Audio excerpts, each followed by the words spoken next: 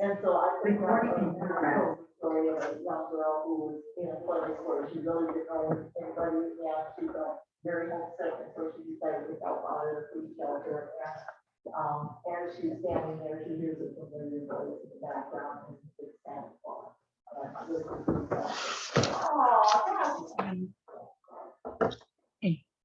Okay. We are starting. The record button has been pushed. So we have Anne, who is the one who put all this together, and we've got Jane, and we've got Diane, and I am Linda, who is going to share with you what I know about publishing books. And we have Darcy on Zoom. Yes. So we will ask a lot of questions. I don't have a lot of slides, but I wanted you to have something to take home with you. And Anne has a place on the slides where you can take notes. So first I'll tell you a little bit about my experience. I have always wanted to be a writer, always. So I had a very busy life. But in thinking that I would write books someday, I kept a journal. But my journal was shared because I wrote letters to friends and family and kept carbon copies of all of my letters and put them together in a journal, thinking someday I would use them for characterization. So I had like 3 drawers full of letters because I wrote for a long time, and it was nothing for me to sit down and write a 3 or 4 page letter typed in single spaced. So I just documented my life through letters. And then when I went to write a book, the first time I wrote, I thought, oh, I'm going to write a book for my children. So I took those letters and I put them into a book. And I had specific letters for the ages of my children. So one was 21, and so I wrote different experiences I had when I was 21. And then I had an 18-year-old and I think somewhere in between. Anyway, the youngest one I didn't put letters for because he was way younger. He was 8 years old. And when he didn't get a book of letters, he said, "Thank you, Mom. That would be so boring to get that for a gift." So anyway, that baby is turning 26 next month, and he's still pretty blunt about what he says, but he's a lot more thoughtful now. So the first book that I wrote, I thought, oh gosh, you know, these letters turned out to be pretty nice. And my kids really liked the letters in spite of all the typos in them, because there were a lot of typos. But when I wrapped them up for them, I said, this is a rough draft. So they knew that it was the rough draft. And then later I thought, you know, if I changed the names, maybe I could put it into a real book. So then the first book is called The Sense of It. And in that book, I put the letters together. And when the storyline didn't quite jive, I made up letters that I might have written during that time. So in The Sense of It, because you have handouts about The Sense of It, my older brother and I were in the same grade in school. It was during the Vietnam War, and he was not going to be drafted, but he was going to be a high school dropout. So he decided that he was just going to stand up for his beliefs and go to jail for his beliefs. And so the story are letters between James and Margie saying, why are you doing this? Why do you believe in this so much? And he'd write back and he'd tell her. And then she got to thinking, well, he does make some sense. So anyway, it took me 45 years to get this the way I wanted it. But now I really like the book. letters are to your 2 children and to your. My 4 children, to my grandparents, to my aunt and uncle, and to my parents, and a couple friends too. So there's quite a lot of letters in there. In letter format? Yes, and there's poems intertwined. In the next book, Some Sense of It, the main character, Margie, grows up and she decides, I'm never going to find the total sense of it. So I'm going to look for some sense of it. And her life is complicated. She has a teaching job that's very complicated because she's got 2 grades in 1 class. And so she has to kind of keep things straight for all of those. And she's got a complicated friendship system, and she's got complicated romances, and she works for social justice, and that can be very complicated. And she also had to stand up for her beliefs in some very strong ways that changed her life. And so she did find some sense of it. In making, yeah. It is, okay. And in making sense of it, you find out which of these young men she decides to marry. And she is a city girl marrying a farmer. She doesn't even know the difference between hay and straw. And she knows that tractors are used on farms, but she doesn't really know what they do on farms. So she marries a farmer and her life is so totally changed. And she always wanted to live for peace, but she doesn't know how she can live for peace on an isolated dairy farm. But she and her husband decide, well, they are going to foster kids, adopt kids, and have some kids of their own. So making sense of it is how they live for peace on their farm with the children in their lives. So it was some true again and some that you Yes, filled in right. all 3 of these books. Mm-hmm. Yeah. So, Is this still in letter format? yep, they're all in letter format. In making sense of it, we see Margie's diary a lot because she's a busy lady, and so she writes from her diary. And then in the middle of writing the diary, she writes letters to people. So that's how those are put together. The next one's going to be still making sense of it. And that's, again, more about the children and how they grow up and what they decide to do with their lives. So anyway, I am an author and I had a hard time publishing. The reason I had a hard time publishing first was I had a very busy life. And second, I had a lot of typos when I typed. And the first book I thought, oh, I'm going to need some help. I really don't know what I'm doing. So I had a self-publishing company, and I chose that because the main character was going to be named after my mom, who was 80. And I wanted her to be able to enjoy the book and appreciate it as a, you know, showing some devotion to her and giving her respect. So I had someone publish it. It was a company in New York, and they did an absolutely horrible job setting things up. They didn't have chapter headings. They didn't take care of the typos. I must have worked with them for 6 months trying to get their script the same way mine was. And then when they published it with lots of typos in there, not the final thing that I had given them and I had worked so hard on. So then I went to a different company and they did a lot better job, but they went out of business. So if I wanted to continue to sell my book, then I had to find a different company. That's when I decided I was going to check into self-publishing. So now I'm going to go to the slides. The romantic myth of an author sitting alone in their room and emerging with a perfectly polished book is that, just that, a myth.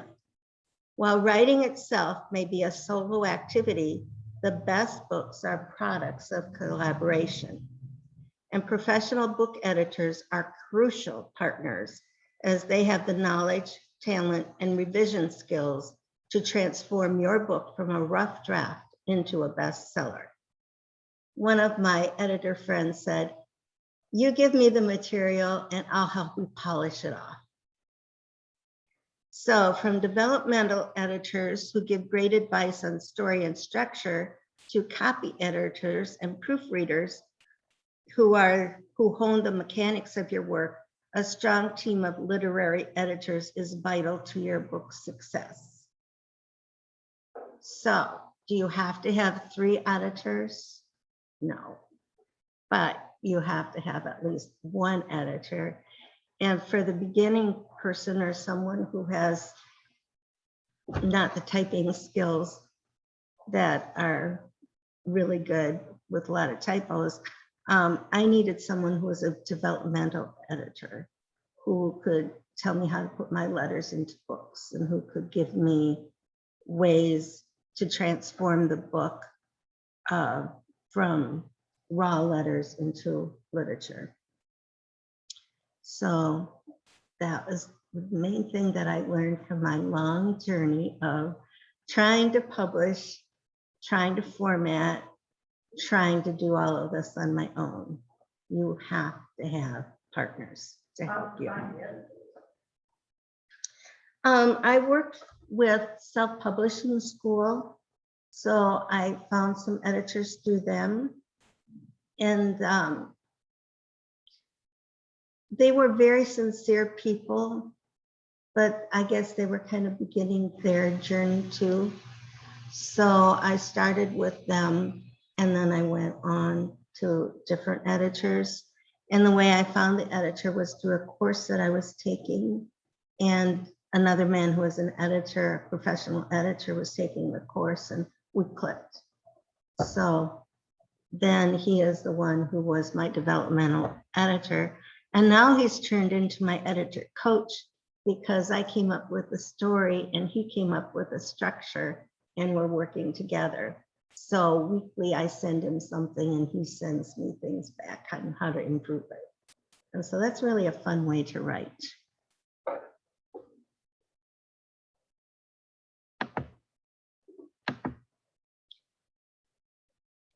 So now I'm trying to go to the next slide. Okay. Want to be published? These steps will help you. First, you have to write your book. And in these days, people are busy.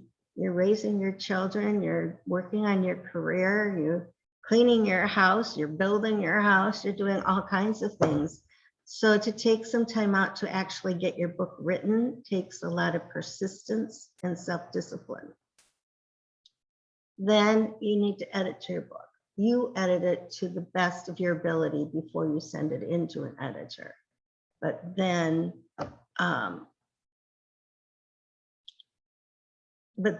you will talk about revisions and you'll talk about how to change things.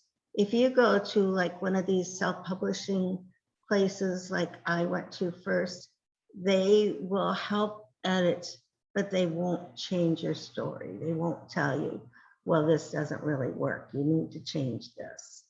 And that's what I was wanting from an editor, someone who could really not just take my idea, but to polish my idea and to make it more workable from their perspective. Then you have to format your book. Formatting your book means to make it look beautiful. And I have more slides about that. And then the final edit. There are lots of steps in between the final edit. So first, when you send your book, and sometimes you can look for editors, like there's a first editor that you can find on the internet, and they do really nice work. Only it was hard for me to work with them because they used so many symbols and so many things that I didn't understand that I found it very tedious. So I worked with them the best that I could, and then thinking that they would help me with revisions afterwards. I said, no, we went through your book. We told you what we want you to do and do it. I didn't like that. So I spent $900 on them, and I don't think I got anything out of it. So you have to be careful about who you get for editing. So get testimonies of people who will work with you. Then I uploaded it on Kindle Direct Publishing for free. So I got it back from my formatter in a way that I could just upload it, but I had to work with him too. So there are different kinds of editors. There's the developmental editor, the copy editor, and the proofreading editor. The developmental editing is a thorough and in-depth review of your entire manuscript. It examines all the elements of your writing, from individual words and sentences to overall structure and style. In fiction, this edit will also address any issues related to plot and characterization. Good developmental editing will bear your audience, your target audience in mind, and assess your work in relation to industry standards and expectations. So for beginning writers, the developmental editor will be the best one, and they will work with you on revisions because that's what they're there. They're there to help you develop your story. Whereas the one that I got off the internet were very professional. They were very quick, but they didn't work with me at all. A copy editor. A copy editor may work for any industry to create, proofread, and modify the content for writers or employers for companies. From books to articles to web content, copy editors make sure that documents are grammatically correct, readable, and correspond with the brand image and target audience of the company. So there are some editors that just work for the company, and these would be more for businesses. This editor is the one that you use after you format your book, after you work with the others. There are some editors that just want to proofread. They don't want to do the developmental stuff. They don't want to work with the businesses. They just want to look for misspellings, incorrect and mispunctuation, inconsistencies. This is the last step before you upload your book on Kindle Direct Publishing to send it, or to sending it to a publisher. What is formatting? Formatting is how your manuscript looks and reads. Things like font size, page color, word count, page number, line spacing, paragraph breaks, everything that goes into the visual appearance. This means manuscript format is the proper way your manuscript should look when you send it in for editing. Now, my books, since they were letters intertwined with poetry, were difficult. And not only that, I made them so very difficult because I also put children's plays in the middle of some of these letters and pages. And of course, writing a script is totally different from writing a book. So my formatter was challenged. But I found one in Nigeria who worked with me for not very much money and who kept at it and kept at it and kept at it until we both thought it was right. And I did that for my second book. For my third book, I didn't even look around for a formatter. I just got him, and he lived up to the expectations that I had learned from him, and he did a really good job. The next slide, I think, will show you. Okay, you can format your own books, and I tried to format my own books. I spent a year trying to format my books, and every time I tried to format them, I'd get it just so, and then I'd upload it, and it would just be crazy. And I didn't know what I was doing wrong. So finally, I found out about this company. You can see it in blue, the www.fiverr.com. and they have editors from all over the world. And they are professionals, but since they live a lot of times in developing countries, you can get them to format your book for not much. My sense of it, I paid this Nigerian man $100, and for all the work that he went through, he was worth much more than that. So when we got it right, then I just doubled his salary, and then he was happy because he went to a lot of work. Even when the PDF file is still went all crazy on it. Yes. And I don't know what I was doing wrong. Maybe with your editing skills, Diane, maybe you already know how to do that.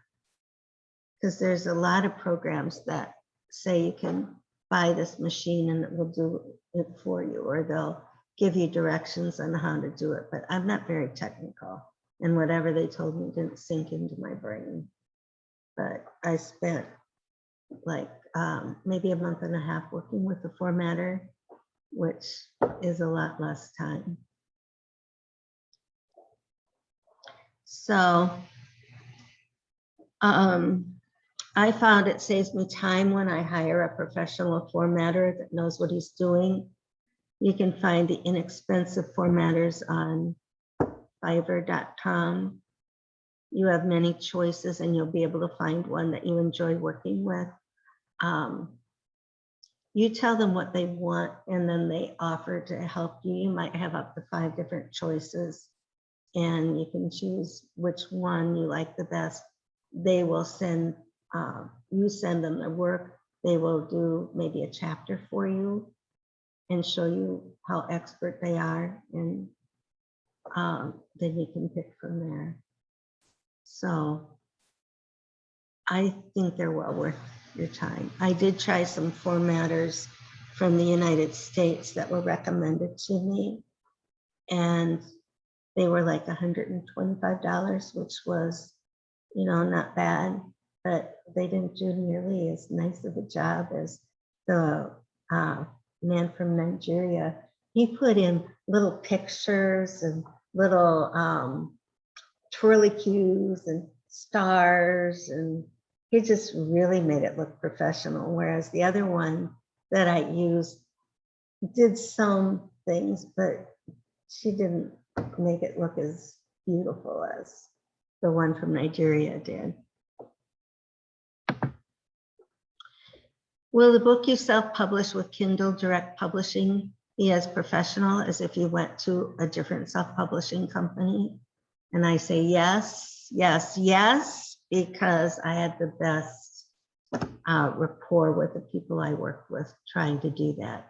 And you can check every step along the way and make sure they're doing the job that they said they were doing. Whereas the first one, I paid, I don't know how much money for them to do my book, and I ended up burning the books that they did because they were so horrible. And I wouldn't want those to be put in the public. I did give them to a few friends, and they just said, yeah, you need to burn it. So I spent a lot of money, but I ended up learning.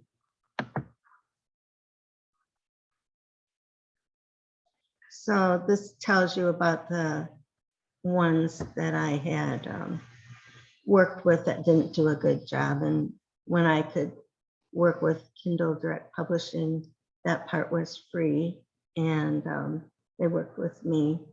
And the other thing is, after you publish it, if you find any mistakes in it, you can rewrite it, and you just resend the new PDF to them. And one of my books, after I had it published, I rewrote parts of it to make it even better, and they just put that in. So my last slide says you can be an author. Just remember that publishing a book is a cooperative effort with a team of professionals. Who developed this covers? I bought those from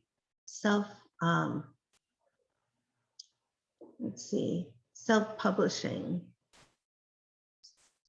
I'll have to get it up on my computer and I'll get that for you later. But it was self-publishing covers. And I paid about $100 for each cover that I had. And they were very professional. They give you one copy for your ebook, and then they make a better copy for the print book, because the print book has to have more JPEGs to make it, when you make it bigger. So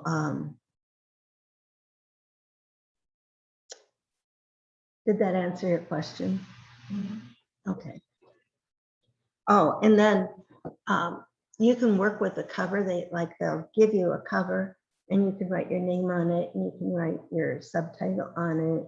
You could put things and move them around the way you want them.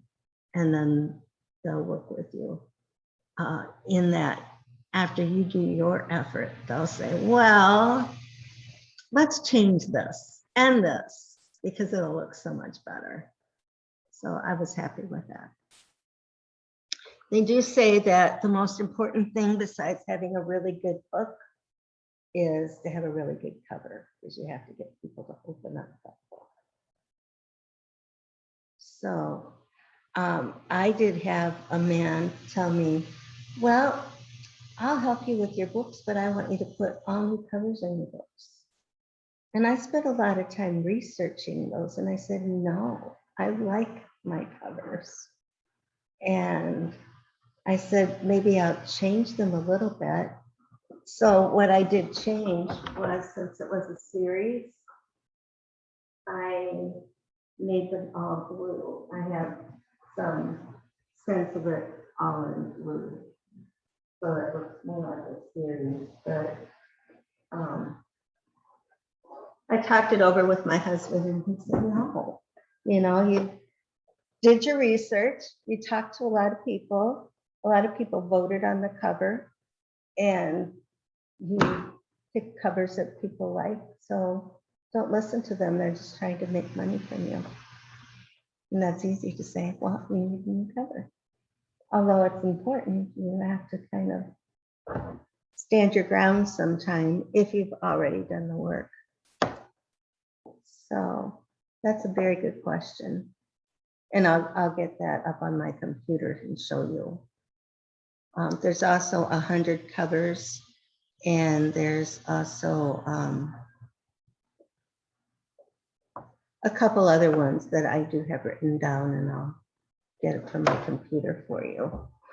But I liked the ones that were already done that I could see, and they'll work with you to change them a little bit. And they were, like I said before, $100, whereas some of these other companies, they'll have you pay $1,000 for a book cover. So did you give them the book and then they kind of did some templates of possible covers, or? No, I just looked at the templates and I chose the pictures that I wanted. Okay. And then I put on the way I thought it should be, and then they made a couple changes. Like they wanted the letters down farther, and they thought that in one of the books, the eyes shouldn't be so hidden, so they made the eyes go down a little bit, or what was in front of the eyes. So, oh, and then for making covers for this one, this is poems and only poems in here, but I did it on Canva. Have you heard of canva.com? You can use it for free, or you can get the professional upload, but it's just www.canva.com, and they have pictures that you can use, but they also have pictures that you can create, and you can make lots of changes, so you can create your own covers. And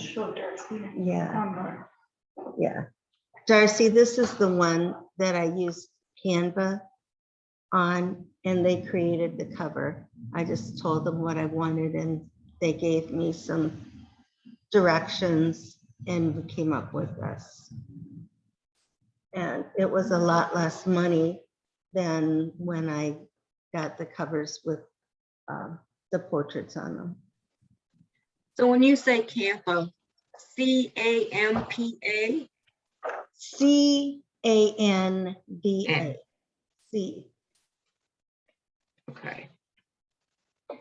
And that's just a wonderful company. I think every author should know about that one, especially if you're doing children's books, because if you like to write and you are not the best artist, you can also, you know, work with some of those pictures that they have and use those for a book. Another thing that I wanted to talk about is I'm writing my first children's book now. And I wrote it. It was a family story about when my little brother took my bicycle and made it into a unicycle without my permission. So it was kind of dear to my heart, the story. And I did use Fiverr for the illustrations. And when they came back, I wasn't in love with the illustrations. So I let the book sit probably for a year. And then I took a course on writing children's books, and they told me about a man who actually takes the book that you wrote and helps you pick out illustrations and then arranges them on the book the way they should be. So he gave me a list of illustrators to use, and I contacted a couple of them and I picked one out, and I love the illustrations that she is doing.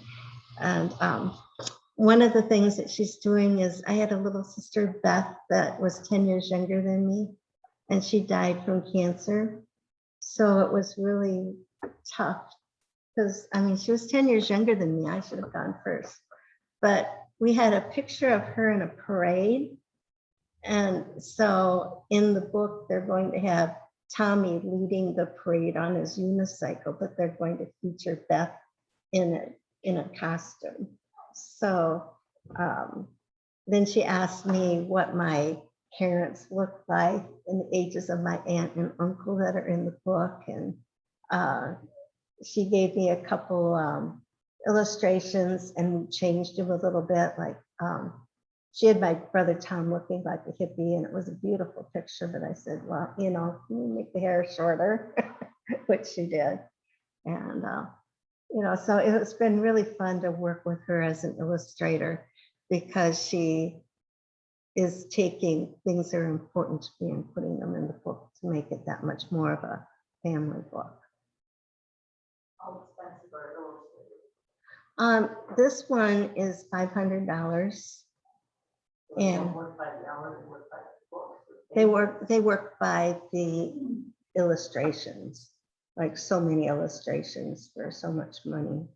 And the man who's going to format the book is $250. And at one time that would have been pretty steep for me, but my mom died and left me some money, and she said the money is to further your writing career. So that's why I had money to do a little extra and pay a little more. Being the wife of a dairy farmer, you know, you get your money after you die, so your kids get the money. And rich money boy. Yeah. Yeah. So Darcy, do you have any questions? Darcy, are you still there? No, yep, I'm here. No, I'm just kind of listening and soaking in your comments, and I appreciate you sharing your history in this. I'm not at a point where I'm ready to search for an editor and go in that direction, but I hope to soon. Okay, another thing that I didn't tell you about is I joined self-publishing school, and I paid a certain amount of money, and they gave me a scholarship, and they taught me an awful lot. And they have a coach that you can work with. I think you pay so much money to work with a coach, and you'll have 5 coaching calls with them, but they'll answer a lot of questions. And then you have group coaching and private coaching. And then you have like a whole year of working with professionals or authors just like you who are searching for how to do things, and they all cooperate and help you. So I thought the self-publishing school was a good move on my part to take people that know what they're doing and guide you. And Darcy, I'll get you a copy of the slide. Yeah, we have the slides, 2 slides, and then because my first book is The Sense of It, and I thought everybody needs to find their own personal sense of it, I have a book called Discovering Your Sense of It with some prompts so that you can write about your own life using these prompts with stories that you lived. So I'm sure Anne will get you a copy of that too. Oh, great. I would love to get a copy of that. Okay. Thank you. Jane or Diane, do you have any questions? Well, since we all don't have rich grandmas, my question is, when did you start making money off your book? Because it sounds like you spent a lot to get it print. I did. I always told my husband that I was going to help buy our farm with my writing. I made the last farm payment with money I got from my writing. And so that was like $1,200. And I got that from going to libraries and vendor shows and farmers markets and selling my books there. And when you go on Kindle Direct Publishing, you get author copies. So you can buy copies of your book for like $5 and then sell them for $15. So that's how I got the money. In the latter books, since I had someone that was giving me a gift to help me with my writing, I spent a little more money just because that's what it was designated for.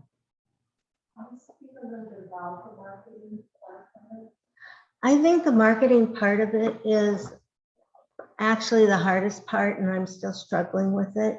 But some of the successes that I have had is I have a Facebook group, and for a while I was putting a poem a week in the Facebook group, and then I would boost my Facebook, and then I would get different people commenting on my poems.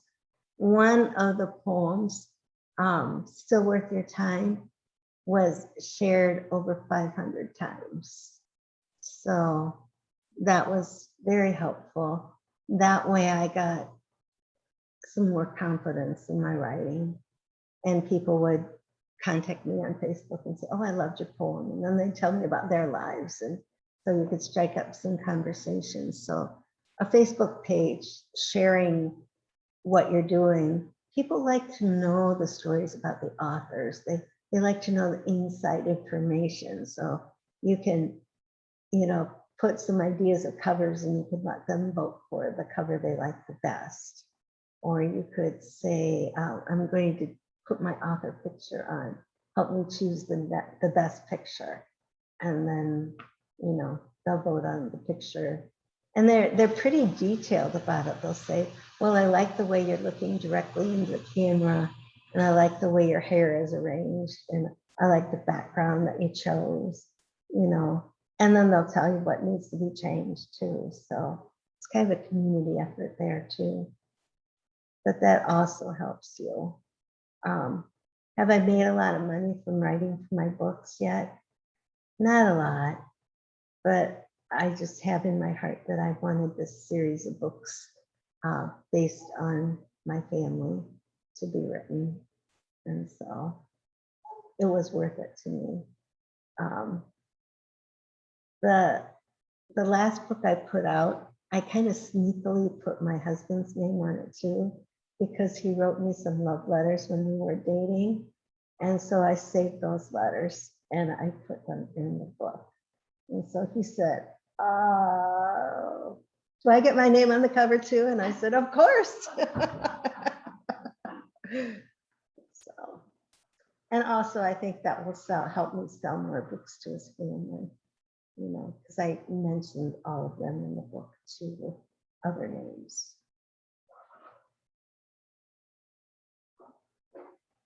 So I'm still figuring out the marketing. I was on Zoom with a man from Amazon ads today, and he wanted me to spend like $500 to $1,000 working with him on ads. And I just said, well, I'm going to have to do more research on you and get testimonies from people from your work, because, you know, a lot of people scam you, like those other companies, the first two publishing companies scammed me, and they said they'd help me market my book, and they, you know, did all these things. And this is the way they help you market your book. They give you a list of all the newspapers and radio stations in your area, and then you Yeah.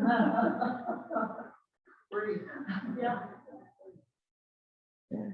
And then by mistake, I don't know how I did this, but I was looking for some posters about making sense. And I found my book on Pinterest. And I don't know how it got on there.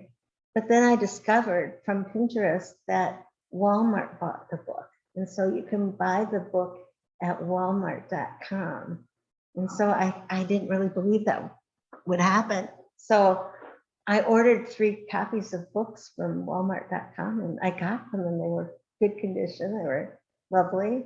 So I did that by accident, just trying different things. But somebody that wanted me to do a web page said I should do some things on Pinterest, and they help authors too. And I'm still exploring that. But I had, you know, that Do you have a good website? deal. I do. And I'm trying a couple of them, but I need more help with a page, because I put different things on it and I change it, but I'm not really seeing it work for me the way other authors said that they do.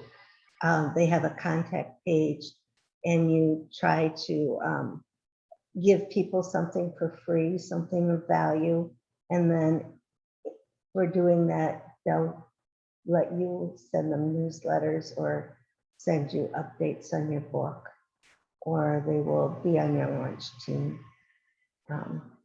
I have people on my launch team, and they're really nice people, but only 30% of the people that promise you they will be on your launch team will actually carry it out.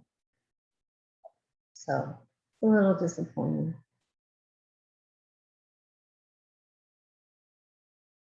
I do think if you find somebody that's good at marketing, then that will be very helpful. I'm still struggling to figure that out.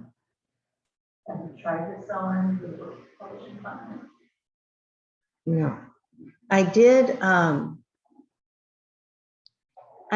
to the Riverview bookstore in downtown Dubuque, and they put my books in there, and they had a book signing for me. And so I did sell some books through that. But what I brought back from that is I had 2 of my old boyfriends show up and buy books from me, you know, like from 35 years ago. So I thought, wow, I must have made a good impression. We didn't keep dating, but you know, they want to be friends, and so they're supporting me, and that was really exciting. Their love letters ended up in the books.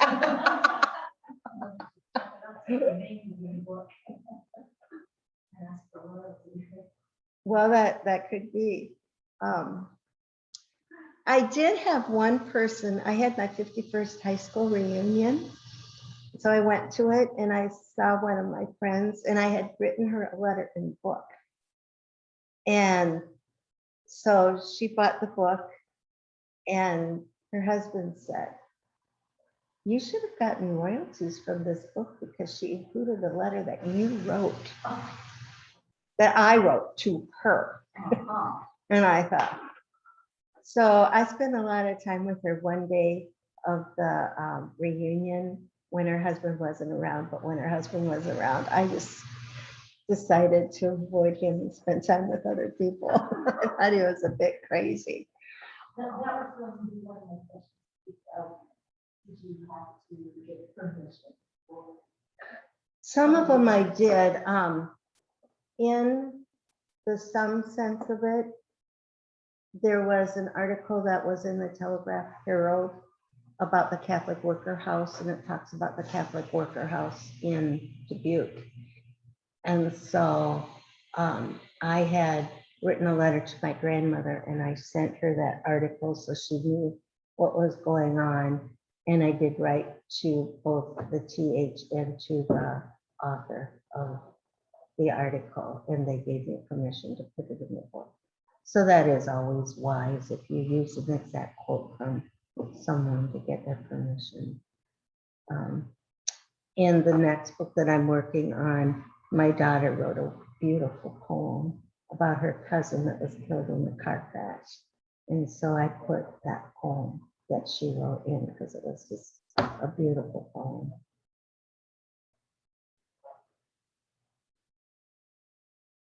Those are some good questions. Would you want to look up on your computer? Yes, I will.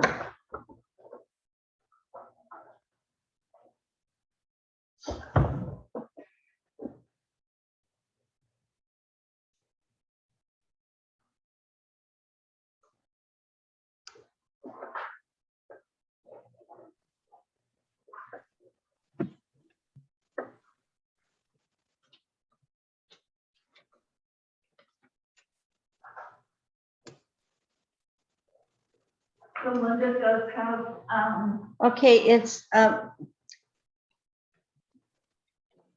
got it up, but then it says I'm not on the internet here, but it's selfpub, SELFPUB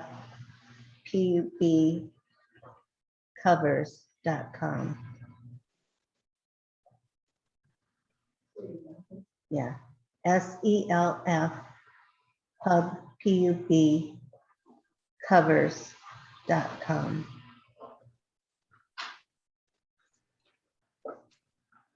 So, Linda, I'm a little Yes, confused Darcy. on the Kindle stuff as far as a publisher. I thought they just did an electronic format. They'll do print as well? Yeah, actually, they do everything. They do the ebook, they do the print book. Now you can get hardcover books, and they'll do the audio book. You have to do the audio book, but then you can send it done and upload it to them. And I'm working on that next. I bought a mic and I bought the equipment that I need. And now when my husband retires, he and I will read the book on the and get it posted. So Darcy, this is a hardcover book that I got. It's really a nice hardcover, and it's $10 more to sell, but it wasn't $10 more to get it made. But anyway, I'll pass this around.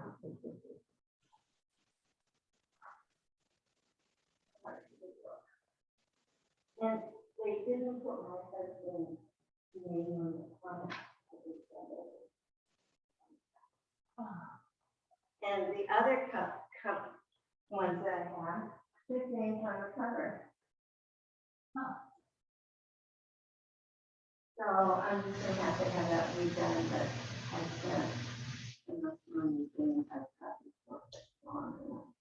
So get that done when I refurbish my money.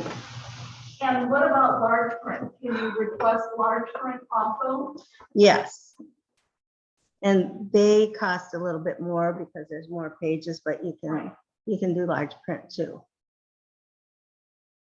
And self-publishing company will say that if you go to the trouble to write a book, you need to do it in all 4 formats, because sometimes people want the audio book, sometimes they want the ebook, sometimes they want the print book, sometimes they want the large print book. Libraries will probably want a hardcover if you sell to the library. So it just depends. And Linda does have her books here to purchase if you want. Also, we do have the series here at the library. We do not have a book of poetry. Did you want her to go through the other slides she put together, or is that something more for them just to review on their own? I think they can review on their own because it's just writing prompts of things that Okay. they'll want to write. But that's one of the things that I put on my webpage, that if they gave me their name, then I would send that to them for free. And I also took that to a couple other libraries when I gave talks, and the people liked it. Some of them were teachers and they were going to use it in their classrooms. Some of them wanted it just for themselves. So Darcy, we can send you the copies of the Discovering Your Own Sense of It and also the slides that we showed today. I'm usually in there every now and then. I can stop and pick it up if she just wants to like set it on her desk or put it somewhere where the front staff knows. Okay. Yeah, I'm usually in there quite a bit. All right. I wanted Linda to share, she is doing Nanowrimo this month, which is National Novel Writing Month. The goal is to write 50,000 words in a 30-day period, and she shared with me she was at 38,000. So, and that's on her fourth Book in the series, that she's doing. well, which will still be making sense of it. Okay, so here's my question. Yeah. Where do you set, do you help out on the dairy farm or anything, or how do you set time apart to do that in words? I have a wonderful husband who understands that I don't like farm work. And so he said, you teach, which I do. I substitute teach, and I teach about every day. And he farms. And if he needs me, I do go out. Like sometimes, you know, the cows get out, or, you know, there's something that I have to do. But actually, we're getting out. He's going to retire, and we're going to rent our farm to neighbors, and they will put their animals on it. So we are free to go travel and see our grandchildren. So, okay, so you stop quite a bit. So how do you set aside time then? I mean, so you sell them during the day. Don't you have to cook and do yard work? Or, I mean, Oh yeah, I do that. I cook and do yard work, but you know, if you sub for the right teachers, especially in high school, they have their kids so self-directed, they just want a warm body in the room. So I take my computer and I write while they're doing their work. But I also get up in the morning and I write every day, like from 4:30 in the morning till 5:30. wow. And so that's a dedicated hour that I am So what always is doing. the fourth book going to be called? Still making sense of it. And I wanted to have sense in every book, but my husband said that's really confusing.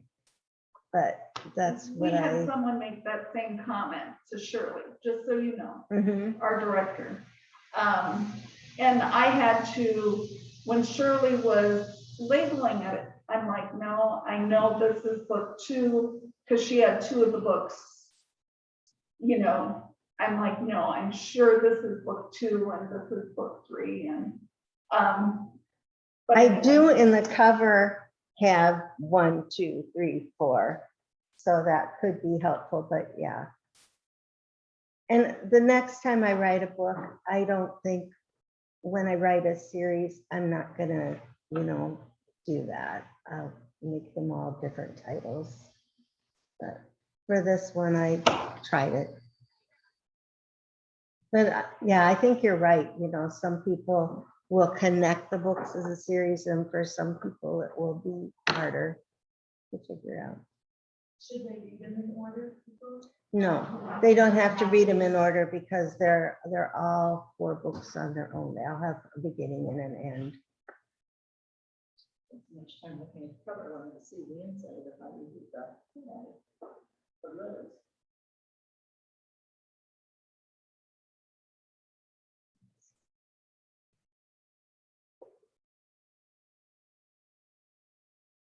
Anything else you wanted to share, Darcy? Darcy, do you have any more Or- questions? Or Linda? I meant Linda. No, I've been told not to overwhelm people by too much information. So if we do something else, I'll just come again. That's why I thought having the slides would help. And, you know, it's always nice to go somewhere and have a little gift of something that people can take away. And, you know, just for coming.